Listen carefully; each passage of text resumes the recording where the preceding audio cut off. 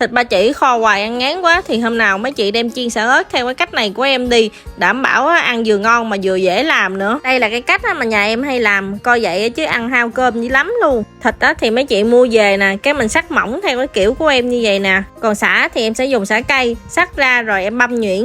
Thịt mấy chị cho vào chảo để mà nó không có bị văng thì cho vào một xíu muối với lại một xíu nước, thì mình sẽ đảo đều liên tục liên tay. Mấy chị nhớ là mình đảo liên tục nha, chứ mà không đảo là nó bị văng đó, tại vì do nó có da. Đảo đến khi nào mà ra mỡ rồi thịt nó cháy xém như vậy là được nè. Em thì em ăn thịt cái kiểu mà nó hơi xém xém như vậy đó. Mấy chị chắc bớt mỡ ra, rồi mình còn chừa là một xíu mỡ để mình phi thơm cho cái sả. Đảo đều cho sả nó vừa vàng tới thì mấy chị cho vô ớt, tỏi, củ hành, này mình đâm dập dập ra, mình bỏ vào mình đảo đều. Tiếp theo là cho thịt ba chỉ đã chiên vào mình đảo sơ, rồi mình rưới cái nước sốt lên.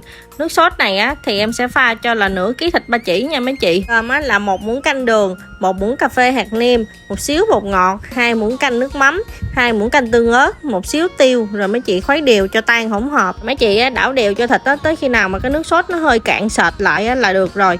Hôm nào mấy chị làm thử theo cái cách này của em đi, ngon lắm.